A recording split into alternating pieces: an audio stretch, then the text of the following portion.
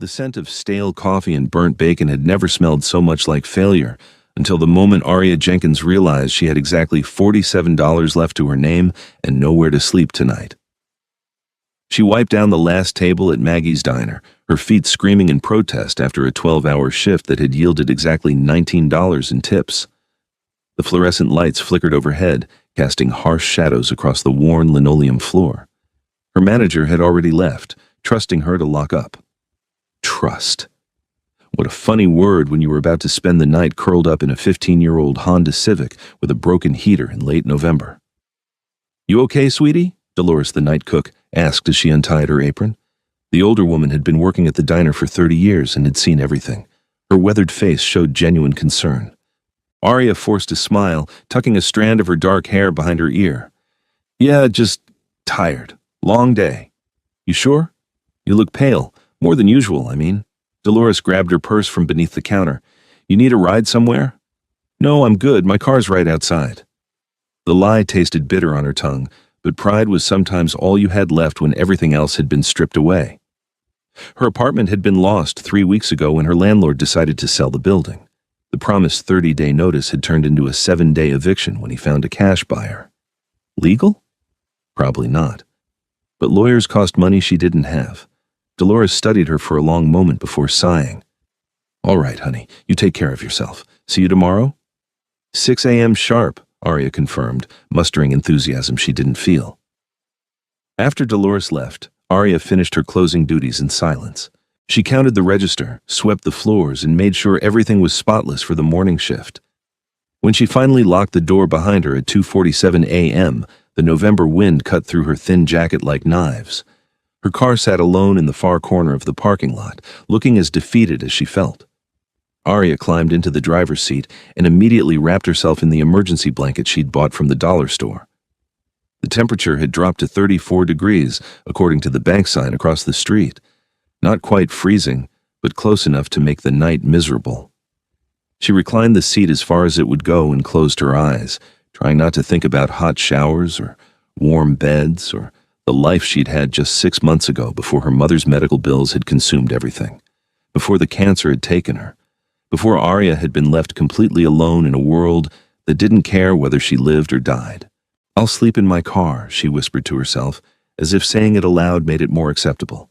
"It's just temporary, just until I save enough for a deposit, just a few more weeks."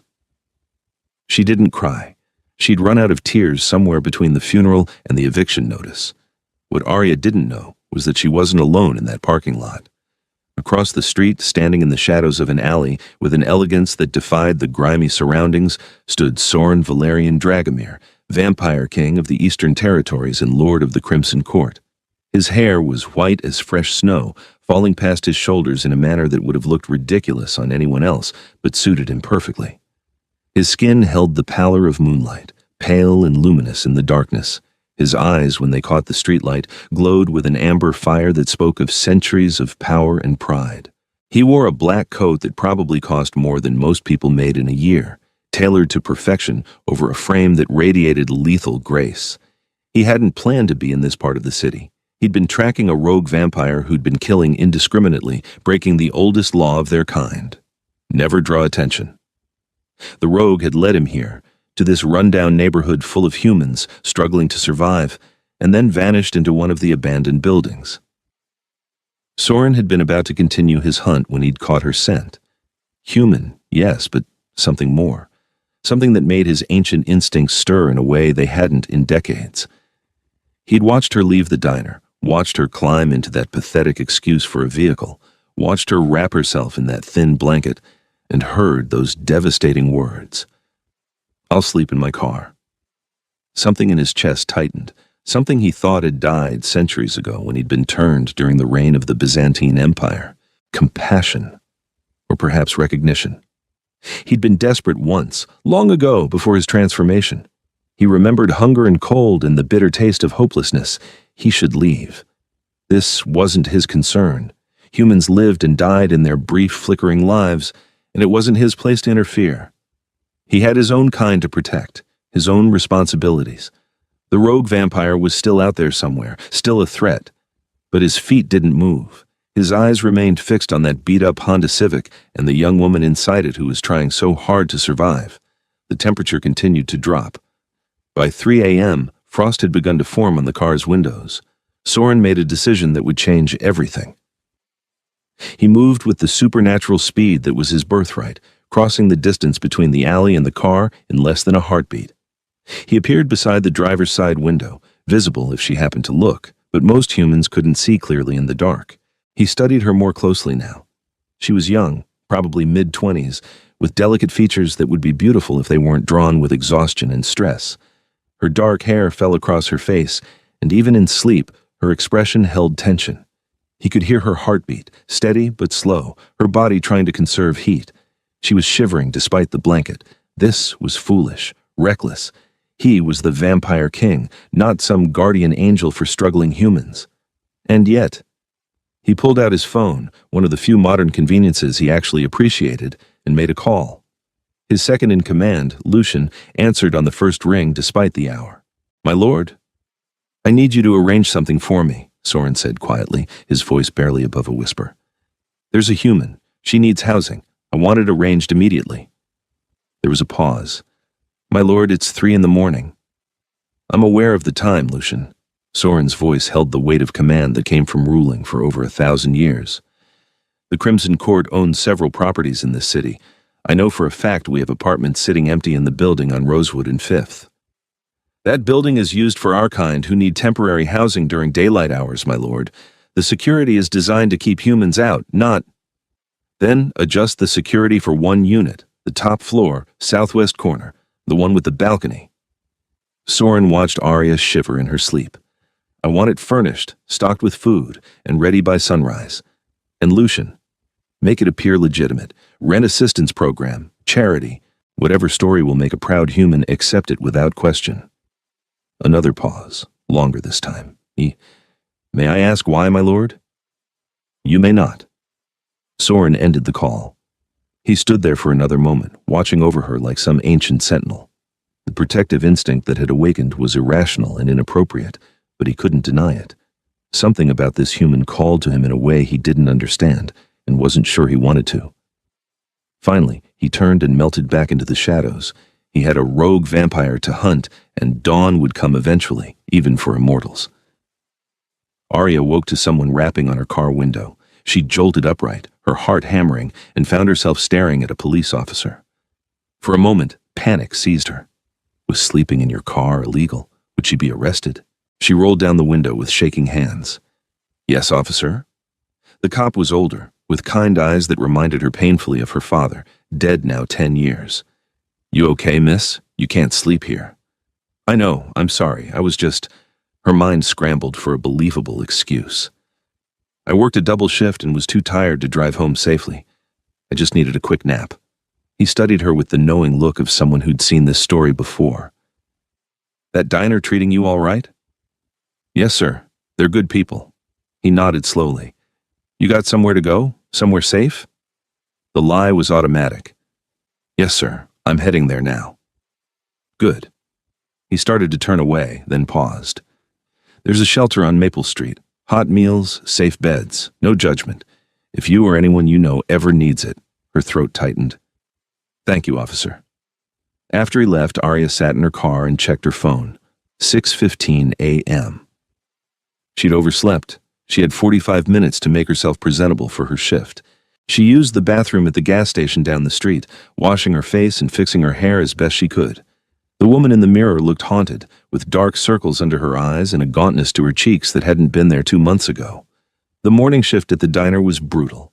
Her body ached from sleeping in the car, and her exhaustion made everything harder. She spilled coffee twice, forgot an order, and nearly burst into tears when a customer yelled at her over cold toast. "Arya, honey, come here."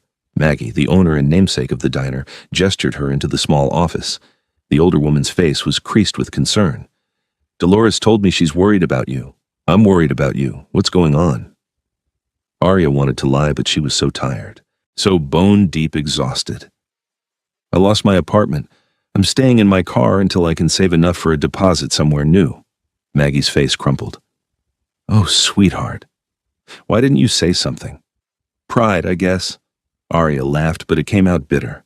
Stupid pride. Listen, Maggie gripped her hands. I can't pay you more. You know the margins here are razor thin, but I can give you extra shifts and there's a couch in the back room. It's not much, but it's warm and safe. The kindness broke something inside her. Tears finally came, streaming down her face. Thank you. God, thank you. We take care of our own here, Maggie said firmly. Now dry those eyes and finish your shift. That couch has your name on it tonight. Arya made it through the rest of the day on the promise of that couch. When her shift finally ended at 3, she felt like she could sleep for a week. Maggie showed her the back room, which was really just a storage area with boxes of napkins and industrial-sized cans of vegetables, but the couch was reasonably clean, and there was a blanket. She was about to lie down when her phone rang. Unknown number. Hello? Is this Arya Jenkins? A woman's voice, professional and crisp. Yes? This is Rebecca Thornton from the Rosewood Housing Initiative. Your application for emergency housing assistance has been approved. We have an apartment available for immediate move-in if you're interested. Arya's heart stopped. I didn't apply for any housing assistance. Are you sure?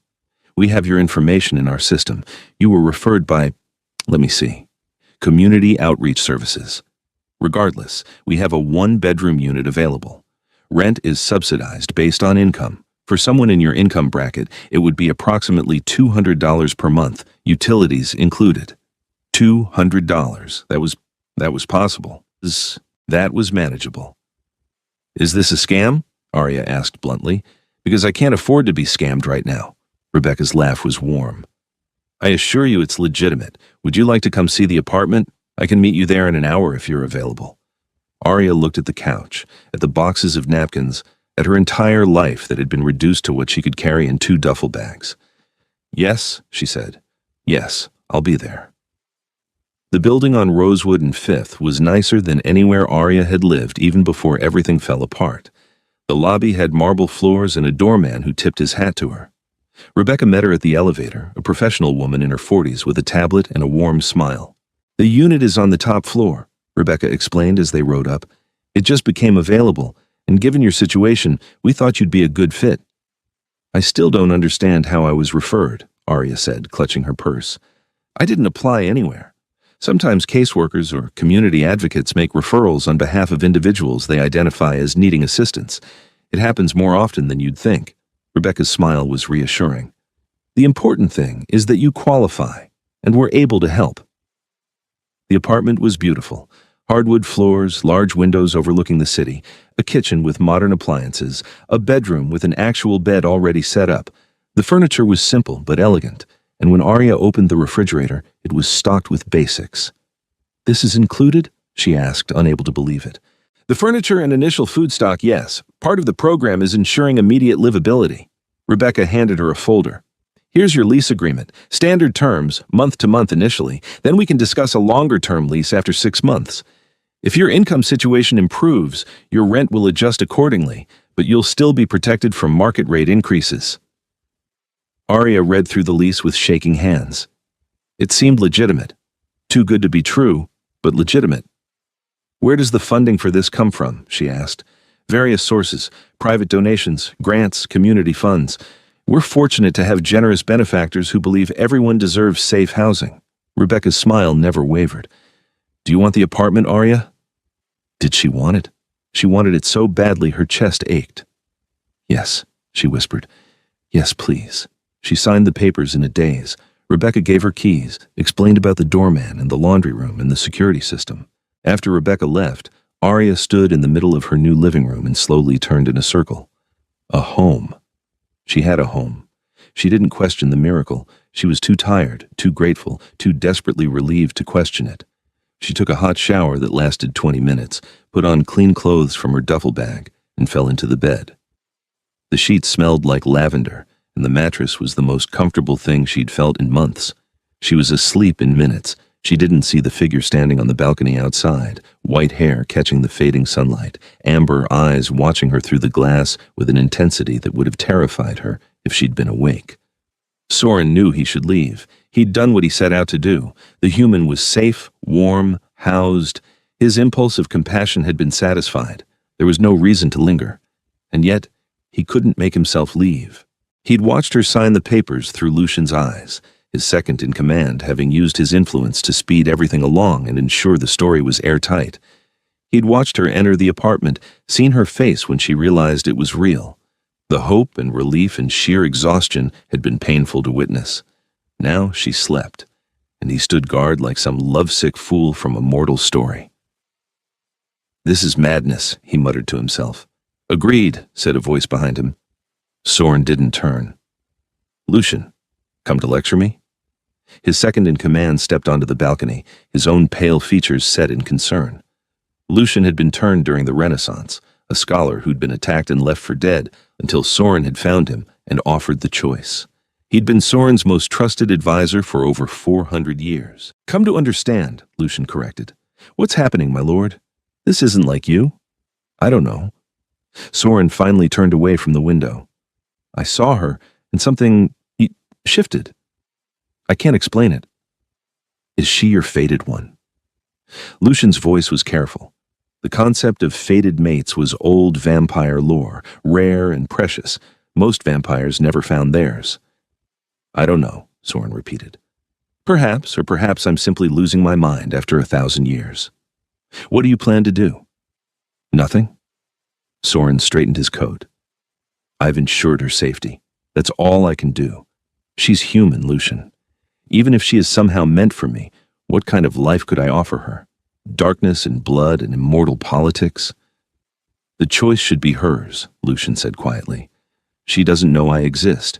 It will stay that way." Soren moved to leave, to finally do the sensible thing and walk away.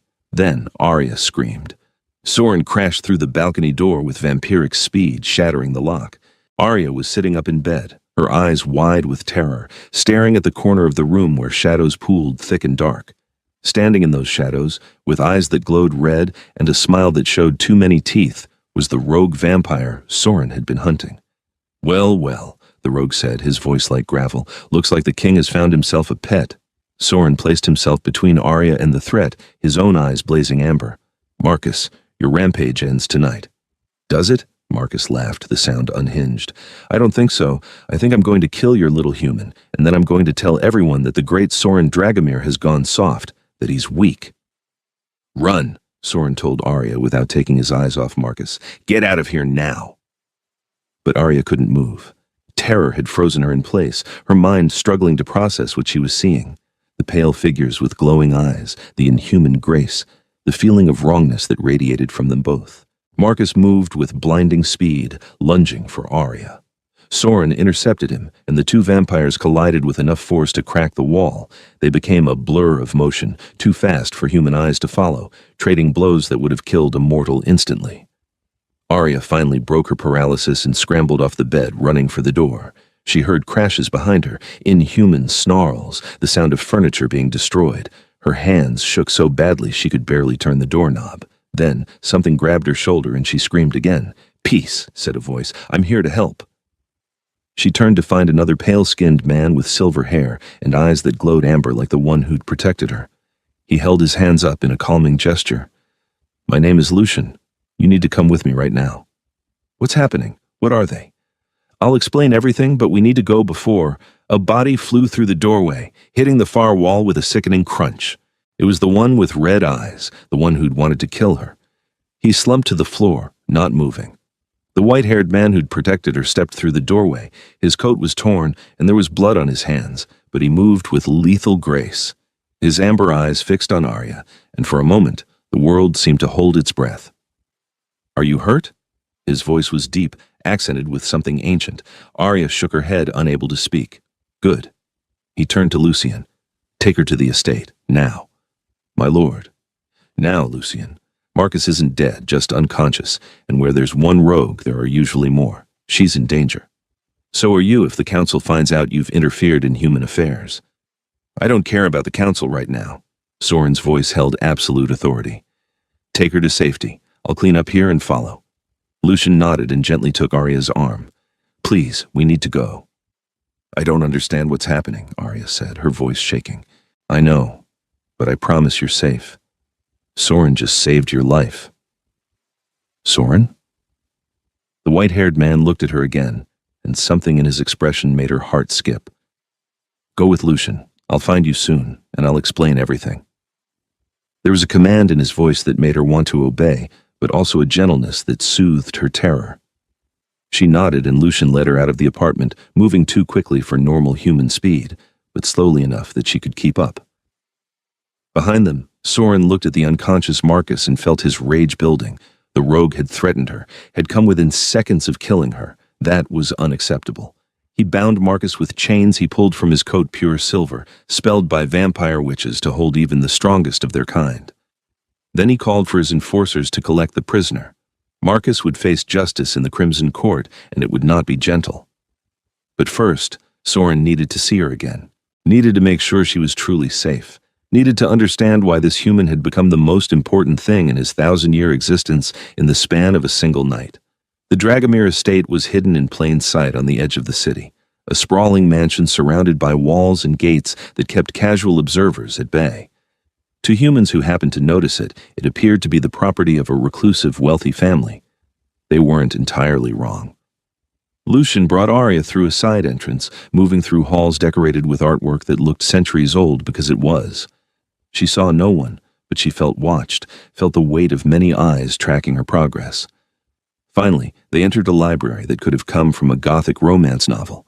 Floor-to-ceiling shelves filled with ancient books, leather furniture, a fireplace large enough to stand in. Lucian guided her to a chair. "Wait here. Can I get you anything? Water? Tea?" "Answers," Arya said, finding her voice. "I want answers." Lucian smiled slightly. "Soon. Soren will be here shortly, and he'll explain everything. He's better at this than I am." "What is this? What are you people?" Before Lucian could answer, Soren appeared in the doorway. He'd changed clothes, now wearing dark trousers and a burgundy shirt that made his pale skin seem to glow. His white hair was pulled back, revealing sharp aristocratic features that were too perfect to be human. "Leave us," he told Lucian. His second-in-command bowed slightly and departed, closing the library doors behind him. Arya stood, her legs shaking. "What's going on? What was that thing in my apartment?" "Please sit." Soren moved to pour something from a crystal decanter. "This will help with the shock." "I don't want a drink, I want the truth." He turned to face her fully, and the weight of his gaze was almost physical. "The truth is that everything you thought you knew about the world is incomplete. Vampires exist. We have existed for thousands of years, living in the shadows of human society, bound by laws and codes that keep us hidden. I am Soren Valerian Dragomir, vampire king of the Eastern Territories. The creature that attacked you was a rogue, a vampire who broke our most sacred laws, and you are in danger because he saw you with me." Arya sank into the chair, her mind reeling. "Vampires. You're saying vampires are real?" "Yes, and you're their king. One of them. There are several vampire territories across the world, each with its own ruler." She laughed, but it was edged with hysteria. "This is insane. I'm dreaming. I fell asleep in my car, and this is all some nightmare." Soren crossed the room and knelt in front of her chair, bringing his eyes level with hers. Up close, she could see the amber fire in his gaze, the inhuman beauty of his features, the predatory grace in every movement. "This is real," he said softly. "I am real. And I am very sorry that you were pulled into our world, but I cannot change what has happened. I can only promise to protect you." "Why?" The question burst from her. "Why do you care? You don't know me. I'm nobody." Something flickered in his expression. "I don't have a good answer for that.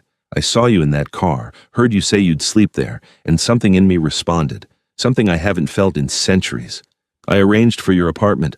I've been watching over you, and when Marcus threatened you..." His hands clenched into fists.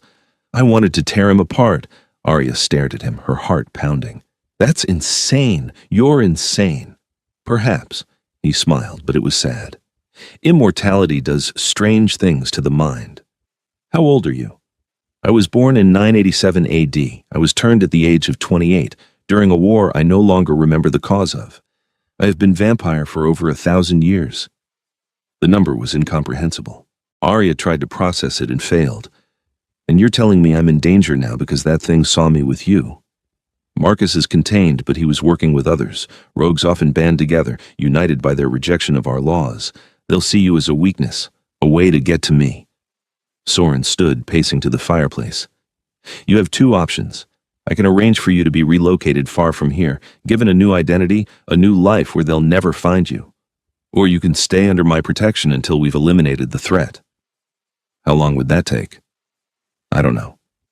Days, weeks, perhaps longer. Arya wrapped her arms around herself. And if I stay, what? Hide in this mansion while you hunt monsters? You would be safe here, comfortable.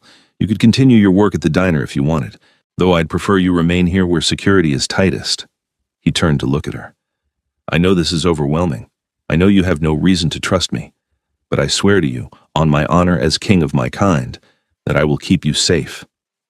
She should choose relocation, should take the new identity and run as far as possible from vampires and danger, and this impossibly beautiful man who looked at her like she was something precious, but something in her, the same stubborn pride that had kept her going through every hardship, refused to run. I'll stay, she said, but I want to know everything, about vampires, about your world, about what I'm really dealing with. Soren's smile was radiant. As you wish. Over the next 3 days, Arya learned more about the hidden world than she'd ever imagined existed. Soren was patient, answering every question, showing her the extent of the estate and introducing her to members of his household. There was Lucian, the second in command, who treated her with careful courtesy. There was Celeste, a vampire turned during the French Revolution, who served as the court's diplomat and had a sharp wit that made Arya laugh. There was Victor, the head of security, who'd been a warrior in ancient Rome and still carried himself like a soldier. They all treated Soren with deep respect bordering on reverence, and they treated Arya with cautious curiosity. A human in their midst was unusual, apparently. A human under their king's personal protection was unheard of. Soren explained the vampire power structure, the territories and the councils that governed them. He explained their weaknesses. Sunlight would burn them to ash. Wooden stakes through the heart would kill them, though beheading also worked. He explained their strength, healing, immortality. He explained the blood laws that governed feeding, the strict rules that kept vampires from becoming monsters. We feed from humans, but we don't kill, he explained over dinner on the second night. Arya was eating roasted chicken while Soren sat across from her with a crystal glass of deep red liquid she tried not to think too hard about. We have agreements with blood banks, with medical suppliers. Some vampires have human donors who consent to the exchange. It's all very civilized. But the rogue, Marcus, he was killing people. Yes, which is why he'll be executed. Soren's expression hardened. There is no greater crime among our kind than drawing attention through careless killing. We've survived this long by remaining hidden. Those who threaten our secrecy threaten us all. Arya picked at her food. It's a lot to take in. I know, his voice softened. You're handling it remarkably well. I don't feel like I am. I feel like I'm in shock and just going through the motions. He reached across the table, his pale hand hovering near hers. May I? She nodded, not sure what he was asking. He took her hand gently, his skin cool against hers. The touch sent electricity up her arm. You're stronger than you know, Arya Jenkins. You've survived loss and hardship that would break many people. You'll survive this too. She looked into his amber eyes and saw sincerity there, along with something else, something that made her breath catch. Why do you care so much? She asked again. I've been asking myself the same question. He didn't release her hand. I think perhaps I've been waiting for you. For a very long time. Her heart hammered. It's impossible. You don't know me. Not yet, but I'd like to. His thumb traced gentle circles on her palm. If you'll let me. This was insane. He was a vampire, a creature from nightmares, over 1,000 years old. She was a waitress from nowhere with nothing to offer. This couldn't be real. But the warmth in his eyes was real. The gentleness of his touch was real. The way he'd protected her, provided for her, kept her safe, all of it was real. Okay, she whispered. Okay. The smile he gave her was worth every moment of fear and confusion. On the fourth day, everything changed. Arya was reading in the library, one of the hundreds of books Soren had offered her, when Victor burst through the doors with an urgency that made her jump. Where's the king? I don't know. He said he had business to attend to. Victor cursed in what sounded like Latin. The rogues have made their move. They've issued a formal challenge. What does that mean? It means they're calling Soren out for protecting a human. They're using you to undermine his authority, claiming he's gone soft, that he's unfit to rule. Victor ran a hand through his dark hair. The council has been summoned. This is bad. Dread pooled in Arya's stomach. What happens now? Soren will have to defend his actions before the council. If they rule against him, Victor trailed off. What? What happens? He could lose his crown, or worse. Before Arya could respond, Soren appeared in the doorway. His face was set in grim lines, his eyes blazing with suppressed fury. Arya, come with me, now. She followed him through the mansion to his private chambers, a suite of rooms she hadn't entered before. He closed the door and turned to her. The council meets tomorrow night. They're questioning my fitness to rule because I interfered to protect a human. You. Then tell them it was a mistake. Tell them you'll stop protecting me. No, the word was absolute. I will not abandon you. Soren, I'm not worth you losing everything you've built. He crossed the room in 2 strides and cupped her face in his hands. You don't understand. You're worth everything. You are worth more than a crown or a kingdom or 1,000 years of power. Don't ask me to explain it because I can't, but you have become essential to me in a way that defies logic. Tears filled her eyes. I don't want you to suffer because of me. Then help me. His forehead touched hers. Stand with me tomorrow. Face the council at my side. Show them that you're not just some helpless human I'm protecting on a whim. Show them your strength. I'm terrified. So am I. The admission seemed to cost him. I'm terrified of losing you before I've had the chance to truly know you. I'm terrified that my world will consume you. But I'm more terrified of living another 1,000 years without you in it. She kissed him.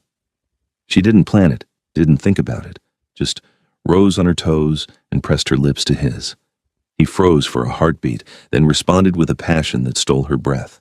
His arms wrapped around her, pulling her close, and the kiss deepened into something that felt like destiny. When they finally broke apart, both were breathing hard. I'll stand with you, Arya said, whatever comes. Thank you. He rested his forehead against hers again.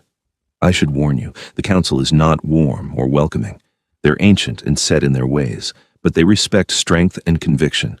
If we show them that our bond is real, that it makes us both stronger rather than weaker, we have a chance. Our bond, she smiled slightly. Is that what this is? I think it might be more than that. His expression was vulnerable in a way she'd never seen.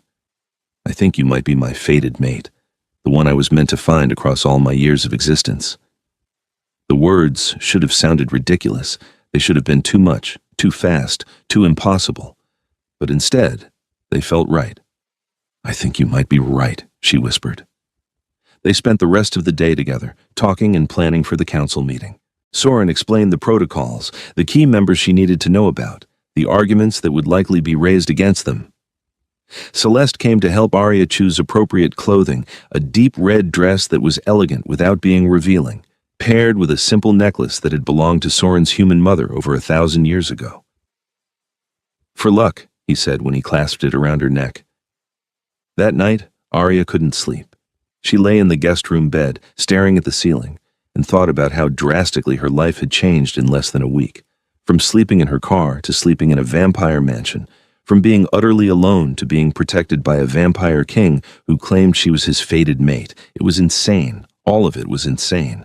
But it was also the most alive she'd felt since her mother died. A soft knock on her door made her sit up. Come in.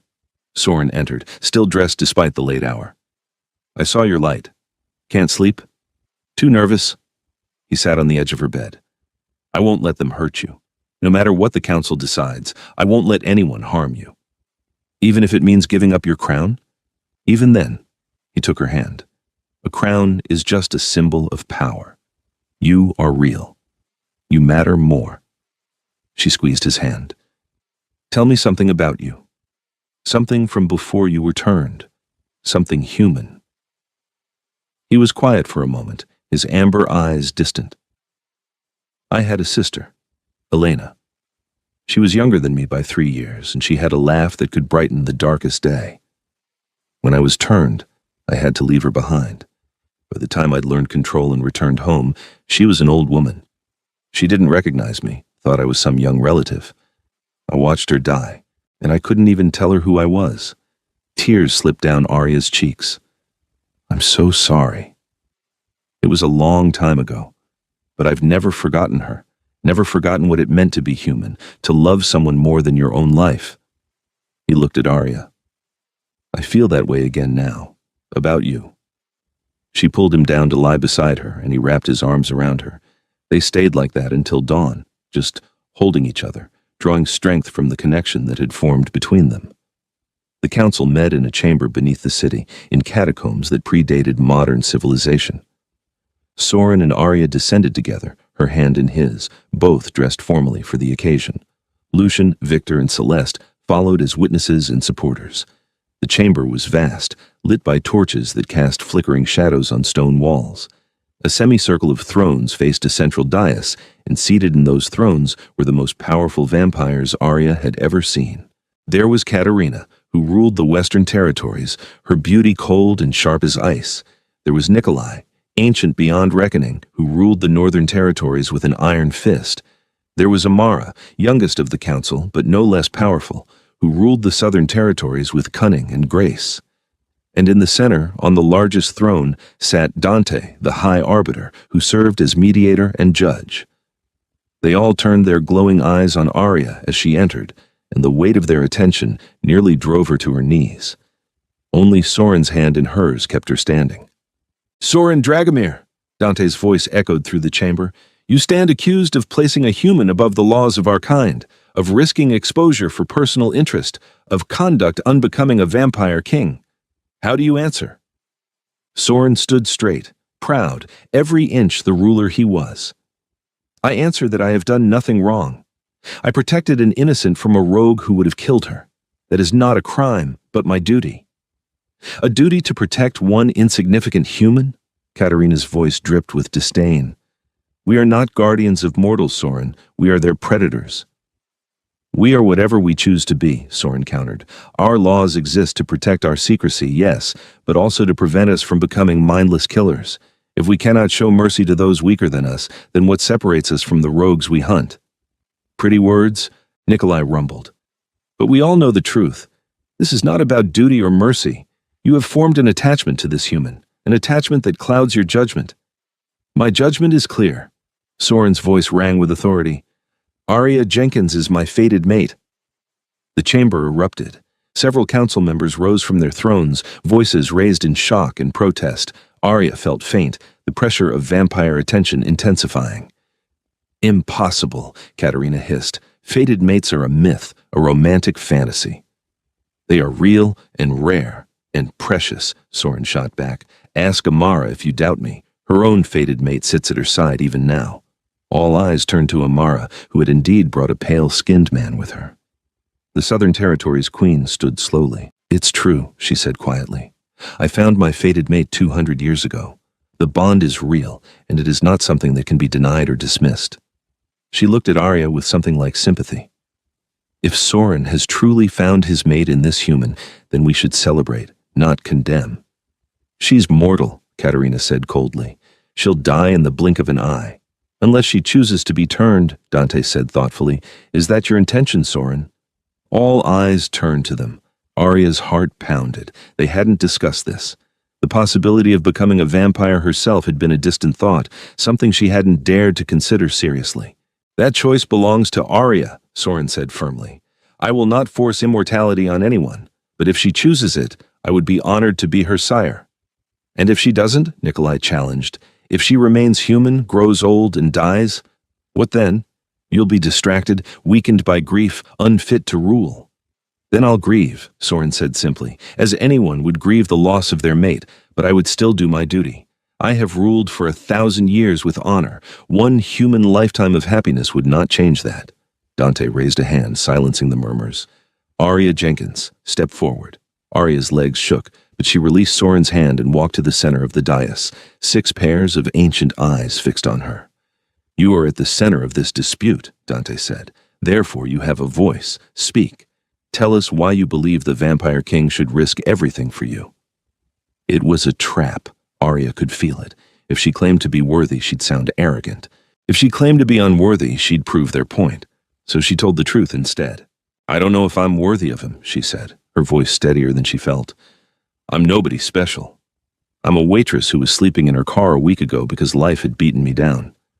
But Soren saw me anyway. He saw me when I was at my lowest, and instead of looking away like everyone else, he helped. Not because he had to, not because I could offer him anything, but because he chose compassion over indifference. She looked at each council member in turn. You ask why he should risk everything for me? I can't answer that. But I can tell you that in the few days I've known him, he's shown me more kindness, more respect, more genuine care than anyone has in years. If that's what happens when a vampire finds their fated mate, then maybe your kind aren't the monsters humans fear. Maybe you're capable of something better. She turned to look at Soren, her heart in her throat. And maybe I'm capable of being more than I thought I was. Maybe together, we're both stronger. The chamber was silent. Then, slowly, Amara began to clap. The sound echoed off the stone walls, and one by one, other council members joined in, not all of them, but enough. Dante stood from his throne. The council will deliberate. You will have our decision by dawn. Soren moved to Arya's side immediately, taking her hand again. Together, they left the chamber with their supporters. Outside, in a waiting room carved from ancient stone, Arya collapsed into a chair. Did I make it worse? You were magnificent, Soren said fiercely. You spoke truth to power, and you did it without fear. I was terrified. Courage is not the absence of fear, but acting despite it. He knelt before her. Whatever they decide, Arya, I want you to know something. You have changed me. In just a few days, you've reminded me what it means to feel, to care about something beyond duty and power. Whether I remain king or not, I will never regret meeting you. She cupped his face, this beautiful, impossible being who had upended her entire world. I love you. I know that's crazy, it's too fast, He kissed her, cutting off her words. I love you too. I've loved you since I saw you in that car, trying so hard to be brave. I'll love you for whatever time we're given. Hours passed. Lucian brought them food and drink, though neither could manage more than a few bites. Celeste tried to lighten the mood with stories of other council meetings, but the tension was too thick. Finally, as the sky outside began to lighten with approaching dawn, Victor appeared. They've reached a decision. Back in the council chamber, the 6 ancient vampires sat in judgment. Dante stood to deliver their verdict. The council has deliberated on the matter of Soren Dragomir and the human Arya Jenkins. We have considered the evidence, the testimony, and the nature of the fated mate bond. His expression was unreadable. Our decision is as follows. Soren Dragomir will retain his crown and his authority as king of the Eastern Territories. Relief flooded through Arya so intensely she nearly collapsed. Soren's hand tightened on hers. However, Dante continued, there are conditions. First, Arya Jenkins must undergo training in our laws and customs. She must understand the world she has entered. Second, within 1 year, she must make her choice remain human and accept mortality, or be turned and join us as immortal. Third, any children resulting from this union, should she choose transformation, will be subject to the same laws as any vampire offspring. We accept your terms, Soren said immediately. Good, Dante's expression softened slightly. It has been many centuries since we had a fated mate pairing among the ruling class. Perhaps it will remind us all of what we have lost in our long years, the capacity for love that transcends reason. Katerina still looked displeased, but even she nodded reluctantly. May your bond bring strength to your rule, Soren Dragomir. They were dismissed with honor, and Soren led Arya from the catacombs as dawn broke over the city. Outside, in the early morning light that vampires had to shield themselves from, Arya breathed in the fresh air and felt like she'd been reborn. It's over, she said wonderingly. It's just beginning, Soren corrected. He pulled her close despite the growing sunlight that made his skin smoke faintly. We have a year to get to know each other properly. A year for you to decide your future. I already know what I'll choose, she said. Take the full year anyway. He smiled at her. I've waited 1,000 years for you. I can wait 1 more. The next months passed in a blur of happiness and discovery. Arya continued working at the diner. Despite Soren's protests, she needed to feel useful, needed to maintain some connection to her human life. But her evenings and nights were spent in the vampire world, learning their history and laws, training with Victor in self-defense, discussing philosophy with Lucian and gossiping with Celeste about the complex politics of immortal society. And always, always, there was Soren. He courted her with a patience and romance that seemed plucked from another era because it was. He took her to opera houses and art galleries, showed her treasures from his long life, introduced her to vampires from around the world who came to meet the human who'd captured their king's heart. They talked for hours about everything and nothing. She learned about his human life, his turning, the long years he'd spent building his power and influence. He learned about her childhood, her parents, her mother's illness and death, her dreams that had been deferred but not destroyed. They fell deeper in love with every passing day. Soren was protective to the point of being overbearing sometimes, always worried about her safety, always hovering. But he listened when she told him she needed space to breathe, needed to maintain her independence even as she joined his world. He was dominant and commanding, used to being obeyed, but he never treated her as anything less than his equal. When they disagreed, he argued with her rather than simply expecting her to submit. When she challenged him, he respected her enough to consider her perspective. He was, in short, everything she'd never dared to dream of finding. 6 months into their relationship, as they lay together in his chambers, she said, "Tell me what it's like, being turned." He'd been stroking her hair, and his hand stilled. "It's different for everyone. For me it was agony followed by euphoria, the pain of dying, then the rush of power as I woke as something more. But it's also loss. You lose the sun, the taste of food, the simple mortality that makes humans appreciate their time. You gain strength and immortality, but you give up the life you knew. Do you regret it? Sometimes, usually when dawn breaks and I remember what sunlight felt like." He turned to look at her. "But if I'd remained human, I would have died 900 years ago. I never would have met you, so no, I don't regret it. I want it," she said softly. "I want to be turned. I want forever with you. You still have 6 months to decide.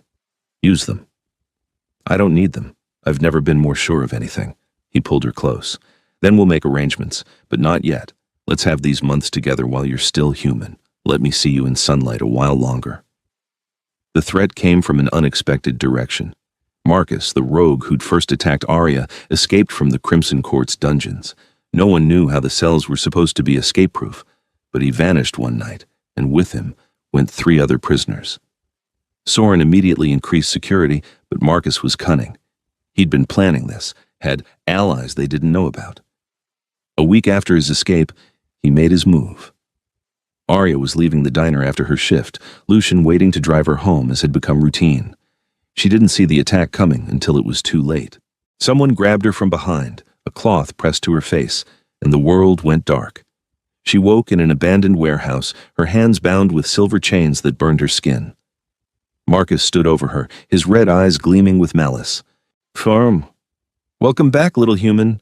I was starting to think I'd used too much chloroform." Arya's head pounded, but she forced herself to focus. "Soren will kill you for this." "Probably," Marcus grinned, showing fangs.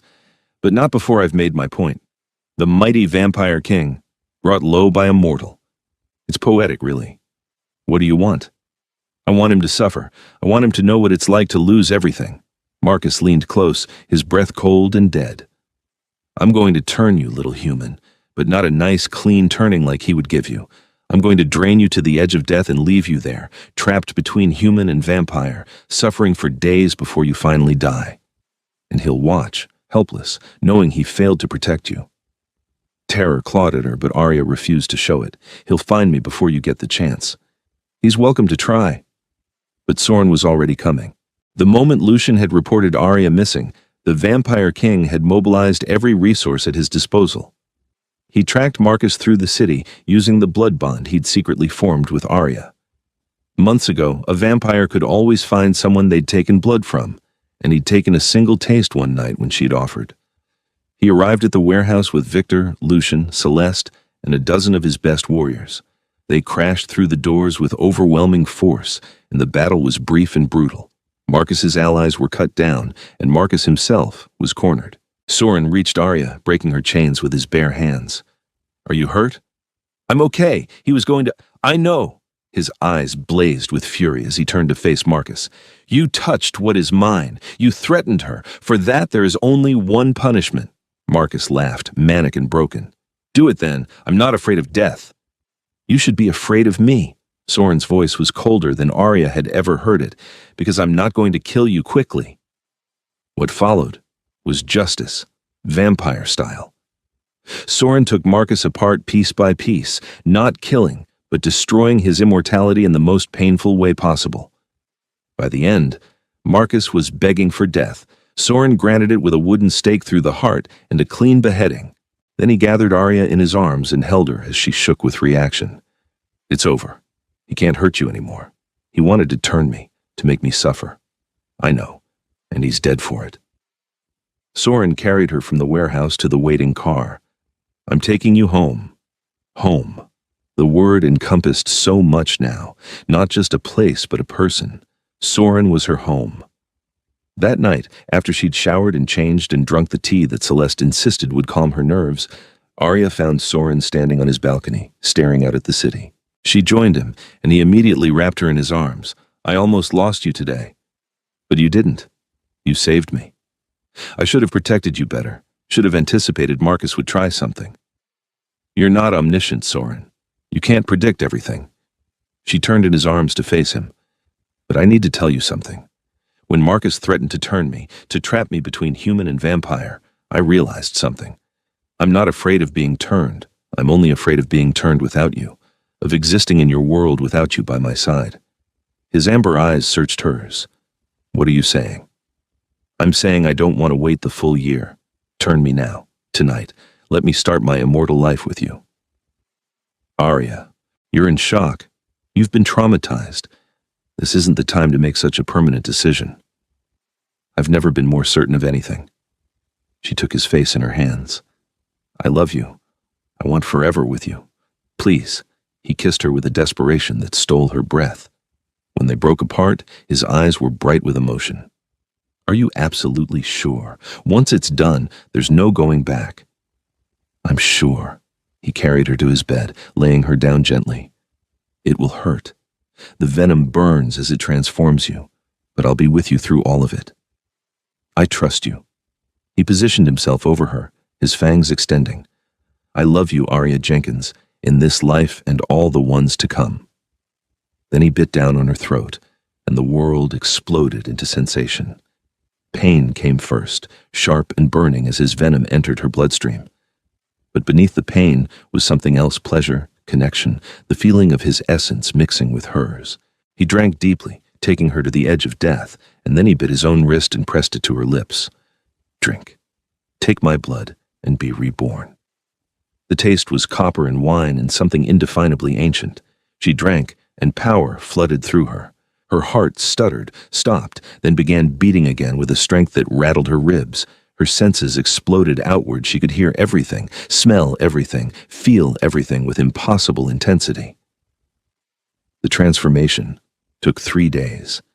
Soren never left her side, holding her through the pain, whispering reassurances when she screamed, cooling her burning skin with damp cloths.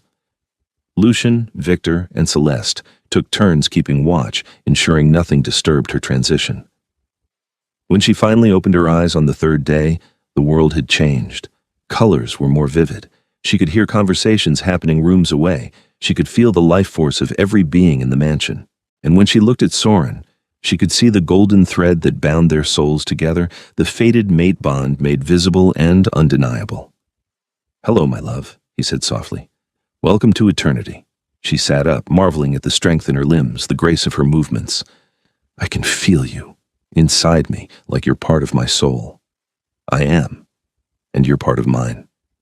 He helped her stand, guiding her to a mirror. The woman looking back was still her, but more. Her skin had taken on the characteristic vampire pallor, luminous and perfect. Her hair seemed darker, richer. Her eyes glowed with amber fire. She was beautiful in a way that felt dangerous and eternal. "I look like one of you now," she said wonderingly. "You are one of us, my mate, my queen." He knelt before her. "Arya, will you marry me? By human law and vampire law, will you be my wife?" Joy flooded through her. "Yes, absolutely yes." He slipped a ring onto her finger, a magnificent ruby surrounded by diamonds that caught the light like blood and stars. This has been in my family for 800 years, waiting for the woman who would wear it. You were worth the wait. They married a month later in a ceremony that blended human and vampire traditions. The entire Crimson Court attended, along with representatives from every vampire territory. Amara and her mate came from the southern territories. Even Katerina attended, though she still looked skeptical about the whole thing. Arya wore white, a gown that Celeste had designed specifically for her, combining modern elegance with medieval romance. Soren wore formal black, looking every inch the vampire king.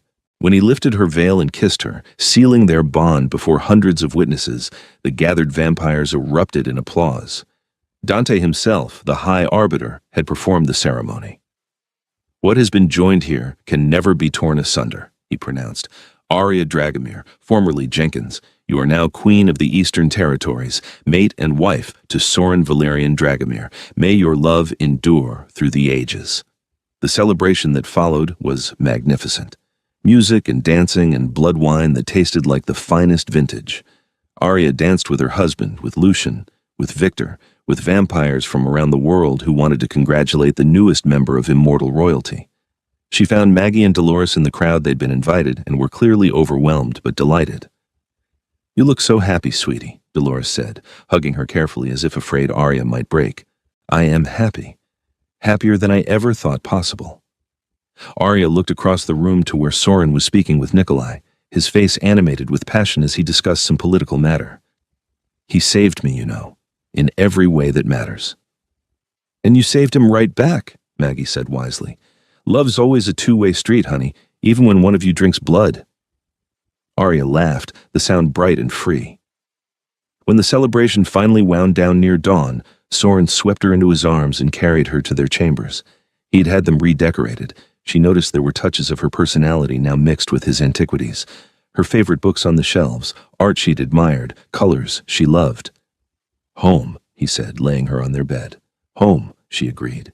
He kissed her slowly, reverently, and for the first time, as husband and wife, as vampire and vampire, they came together with nothing between them. The mating bond sang between them, golden and perfect, and Arya finally understood what people meant when they talked about finding their other half. Afterward, they lay tangled together, and Soren traced patterns on her skin. "I have something to tell you." "What?" "The apartment. The one you were so grateful for. I arranged all of it. There was no housing assistance program. It was me, using my resources to give you what you needed." She rose up on one elbow, staring at him. "You've known this whole time that I didn't know?" "Yes. I thought you deserved the dignity of believing it was legitimate assistance rather than charity from a stranger." He looked uncertain. "Are you angry?" She considered it. Once she might have been. Her pride might have been wounded. But now, understanding him as she did, understanding the gentleness behind the deception, she could only feel grateful. "No, I'm not angry. You gave me shelter when I needed it most, and you did it in a way that preserved my dignity. That's not something to be angry about." She kissed him softly. "Thank you. For everything. For seeing me when I was invisible. For saving me. For loving me. Thank you for accepting me. For choosing immortality. For becoming my queen and my mate and my wife." He pulled her close. "I love you, Arya Dragomir. I love you too, Soren Dragomir." Over the following years, they built a life together that was extraordinary. Arya learned to rule at Soren's side, her compassion and human perspective tempering his ancient authority. She became beloved by their people for her fairness and her willingness to listen. She established programs to help vampires who struggled with immortality, who felt lost in the endless years. She reached out to human communities, carefully and secretly, to ensure that the human-vampire relationship remained one of mutual benefit rather than predation. She never forgot where she'd come from. The diner still stood, and she visited occasionally, chatting with Maggie and Dolores, tipping generously. She donated anonymously to programs that helped homeless people find housing, remembering the nights she'd spent in her car. Soren watched her flourish with pride and love that grew deeper with every passing year. She challenged him, pushed him to be better, reminded him of the humanity he'd lost over his long centuries. Together, they were stronger than either had been alone. The threat from rogues continued sporadically, But they faced it together. Arya proved to be a fierce warrior, her vampire strength combined with her human creativity making her formidable.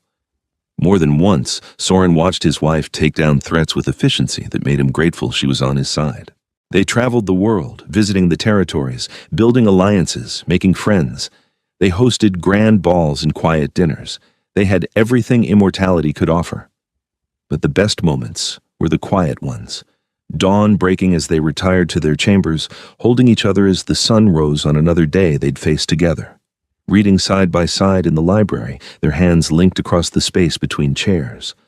Walking through their city at night, Arya pointing out changes from her human days, Soren sharing memories of how things had been centuries before. "Do you ever regret it?" he asked her one night, a decade after her turning. "Giving up humanity?" She looked at him, her amber eyes glowing in the darkness. "Never. Not for a single moment. You gave me eternity, but more than that, you gave me a purpose, a family, a love that transcends time. Why would I regret that? I just want you to be happy." "I am happy, deliriously, impossibly happy." She pulled him close. "You were the best thing that ever happened to me, Soren. My darkness and my light, my monster and my salvation." "You're the one who saved me," he countered. "I was going through the motions of existence until I found you. You reminded me what it means to truly live." They kissed in the moonlight, two immortal beings bound by a love that had started with compassion and grown into something unbreakable. Years turned into decades. The world changed around them, technology advancing, societies evolving, but their love remained constant. They faced challenges together, political threats, vampire uprisings, the occasional human hunter who discovered their existence. But nothing could break what they'd built. They watched mortal friends age and pass away, mourning each loss but celebrating the time they'd shared. Maggie passed peacefully at 93, surrounded by her family, and Arya attended the funeral in a veil, her tears real, even if her appearance hadn't aged a day. Dolores followed a few years later, and again, Arya mourned. "It's the hardest part of immortality," Soren told her as they left the cemetery, "watching the humans you care about fade like candles in the wind." "It is, but I wouldn't trade the time we had with them for anything." She squeezed his hand. "Love is worth the pain of loss." "Yes," he agreed. "It is." 50 years after their wedding, they stood on the balcony of their mansion and looked out over a city transformed. Flying cars weren't quite reality yet, but technology had advanced in ways that would have been unimaginable when Arya was human. "Do you remember the night I first saw you?" Soren asked, pulling her into his arms. "The night I was sleeping in my car? Hard to forget. I thought you were the most stubborn, brave thing I'd ever seen, refusing to give up even when everything had fallen apart." He kissed her temple. "I knew then that you were special. I just didn't know you were my destiny." "Our destiny," she corrected. "We found each other.